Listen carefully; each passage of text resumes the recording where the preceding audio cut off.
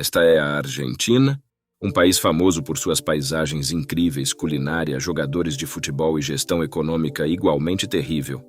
A Argentina é considerada a economia mais instável da história, alternando entre expansões notáveis e colapsos devastadores nas últimas 5 décadas. Mais uma vez o país se vê diante de uma intensa crise econômica com uma inflação recorde. Isso ocorre depois de um breve período em que o país foi, tecnicamente, a economia que mais cresceu no mundo, dobrando de tamanho em apenas 2 anos. Olhando para trás, essa instabilidade recente não é algo novo. A Argentina já foi um dos países mais produtivos do mundo, superando nações como Canadá, Austrália e até competindo com os Estados Unidos.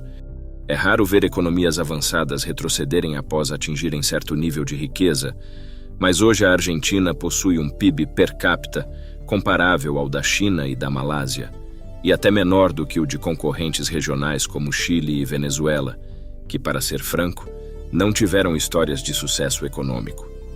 Apesar de ser uma situação lamentável, há esperança, e os economistas podem aprender mais com os fracassos do que com os sucessos. Dado que a Argentina enfrentou tantos problemas de várias formas, é um país que deveria chamar a atenção de todos, se não apenas para evitar repetir erros do passado. Por quê? A Argentina não consegue manter seu desenvolvimento econômico por mais de uma década. Mesmo com esses desafios, como a Argentina se tornou uma das economias de crescimento mais rápido do mundo? E por fim, o país pode tomar medidas para evitar que isso ocorra novamente? Após analisar todas essas questões, podemos concluir que a Argentina seja considerada a nação mais instável do mundo. Apesar de ser considerada uma das economias mais instáveis do mundo, a Argentina tem momentos positivos, destacando-se em comparação com muitos outros países. Embora seu povo não seja rico, não enfrenta fome, e apesar das limitadas condições de vida e oportunidades econômicas, o desenvolvimento humano geral ainda é relativamente alto globalmente. Essa situação peculiar pode ser um dos principais desafios que impedem seu progresso. No início do século XX, a Argentina tornou-se um país muito rico graças à sua indústria agrícola, o que atraiu muitos investimentos estrangeiros e muita migração estrangeira de europeus ricos que se mudaram para o país para criar suas próprias vinícolas e fazendas. Os imigrantes trouxeram consigo as comodidades modernas de seus países, como utilidades, estradas e eletricidade, impulsionando a economia argentina. O desenvolvimento desses serviços não apenas empregou muitas pessoas, mas também tornou a economia mais competitiva globalmente. Com tecnologias avançadas, a Argentina expandiu suas indústrias e exportou produtos como carnes e vinhos, contribuindo para uma economia globalmente avançada na época. O influxo de dinheiro estrangeiro, graças aos novos migrantes ricos e às exportações de luxo, criou um sistema favorável.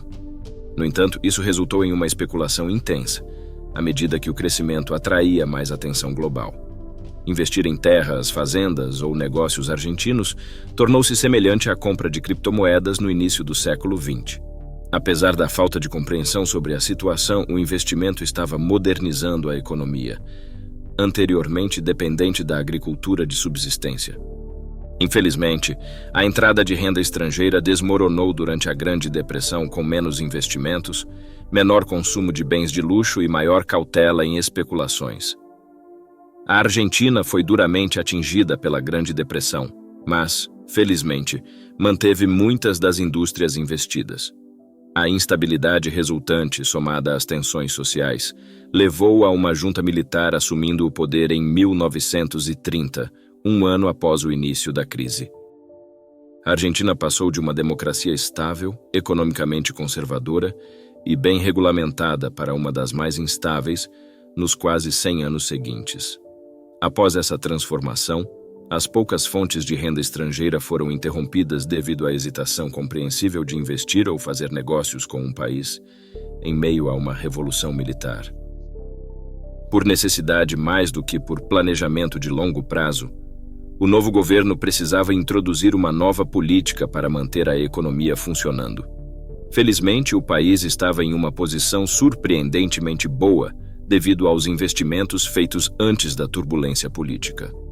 Mudando a estratégia, optou por focar internamente, atendendo à sua própria demanda de mercado com produção local e agricultura, em vez de exportar para o exterior. A mudança para a autossuficiência durante a Segunda Guerra Mundial, embora tenha funcionado razoavelmente bem e proporcionado um padrão de vida relativamente alto, resultou em alta desigualdade. Após a guerra, essa abordagem culminou em um movimento político que nacionalizou muitas indústrias para promover o desenvolvimentismo. Após o fim da Segunda Guerra Mundial, a Argentina desenvolveu uma indústria manufatureira que superou pela primeira vez seu setor agrícola como o maior contribuinte para a produção na economia. Todos os países desejam desenvolver suas economias para alcançar altas rendas, e a Argentina buscou isso ao focar no desenvolvimento industrial. A Argentina, após a Segunda Guerra Mundial, tinha a opção de se abrir para o comércio mundial, trocando bens manufaturados por renda estrangeira. No entanto, essa estratégia poderia levar a uma competição difícil, especialmente se o país produzisse apenas bens básicos e tentasse competir por preços mais baixos. O que significa salários mais baixos para os trabalhadores, meio que derrotando o propósito de construir essa indústria em primeiro lugar. A outra opção era o desenvolvimentismo, o que significava que tudo o que pudesse ser produzido no país deveria ser produzido no país, e importações deveriam ser consideradas apenas como último recurso absoluto. Dado que o país, de muitas maneiras, foi um dos primeiros pioneiros do comércio global como o conhecemos hoje, e dado que depender desse comércio e do investimento estrangeiro causou muitos problemas no passado, a abordagem desenvolvimentista era incrivelmente popular politicamente no país.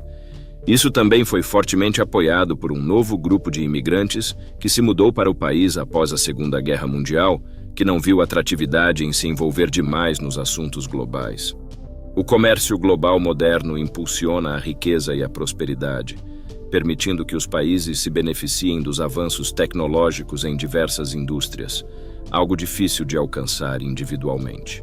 Mesmo algo tão convencional quanto a agricultura viu avanços tecnológicos massivos nas últimas décadas, o que significa que centenas de vezes mais produtos podem ser colhidos com a mesma área de terra e mão de obra do que antes.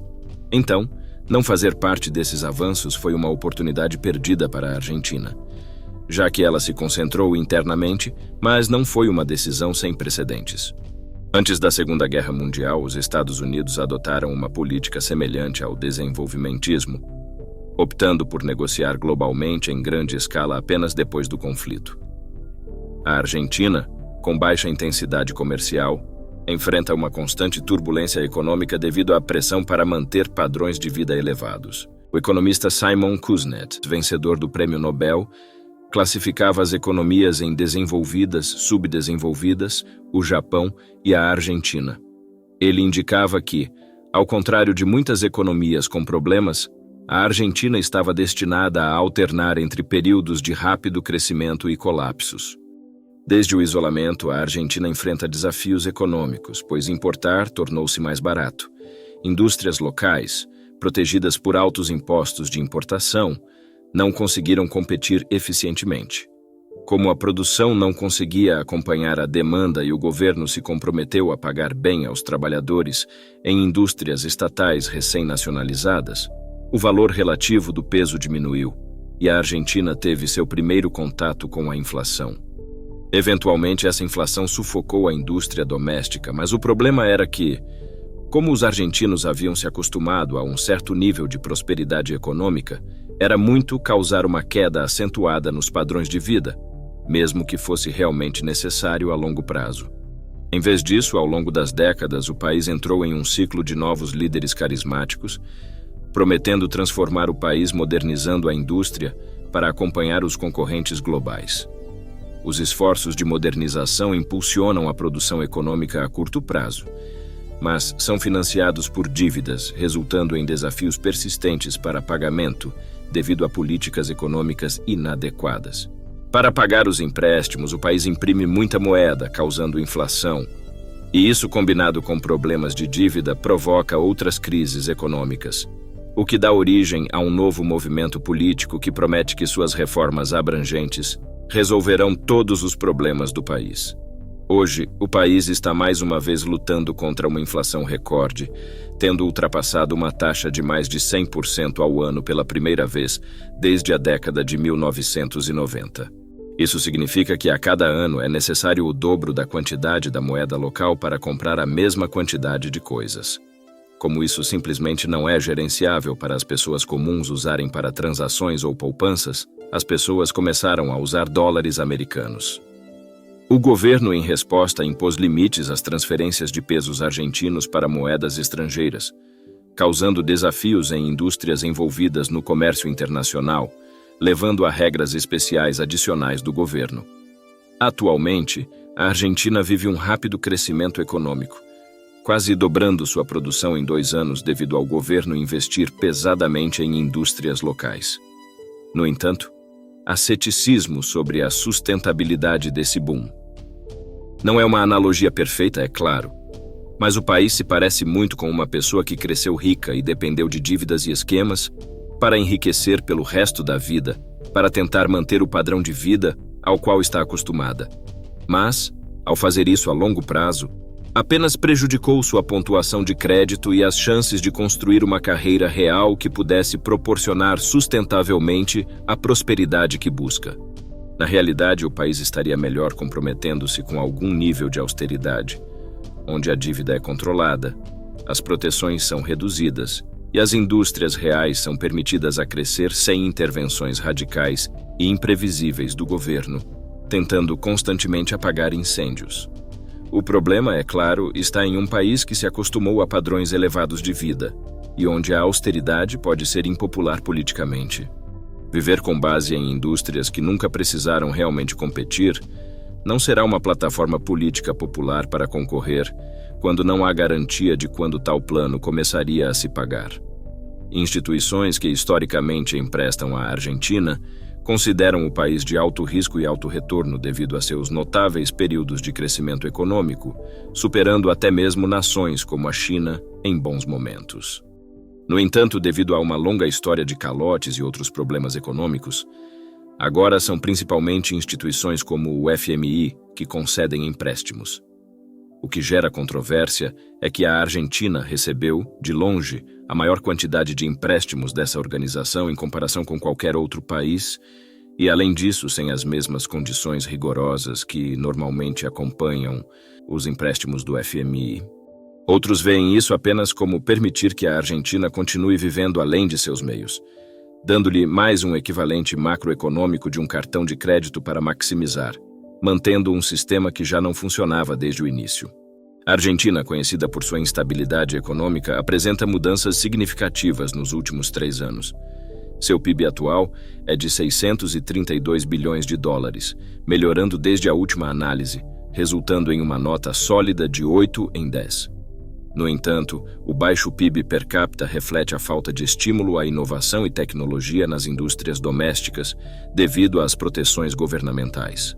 A economia, embora tenha crescido rapidamente nos últimos 2 anos, é impulsionada principalmente pelo governo injetando dinheiro em indústrias locais. O desafio reside em adotar medidas de austeridade para controlar a dívida, reduzir proteções e permitir o crescimento sustentável. Apesar da resistência política devido às expectativas de padrões elevados de vida e décadas de instabilidade econômica. Apesar da melhoria em seu recente boom econômico, a Argentina ainda possui um PIB per capita de cerca de 13 mil dólares, alinhado com a média global, resultando em uma nota 5 em 10. A estabilidade, anteriormente atribuída como 0, agora segue uma escala mais ampla. A Argentina recebe uma pontuação de 2 em 10, indicando que, apesar dos altos e baixos intensos, a capacidade do país de manter alguma estabilidade política contribui para sua pontuação. O crescimento recente foi notável, mas ao longo da última década, a Argentina teve altos e baixos, alcançando uma média de apenas 1% ao ano. Não é ótimo pelos padrões globais e certamente não é ótimo para uma economia em desenvolvimento.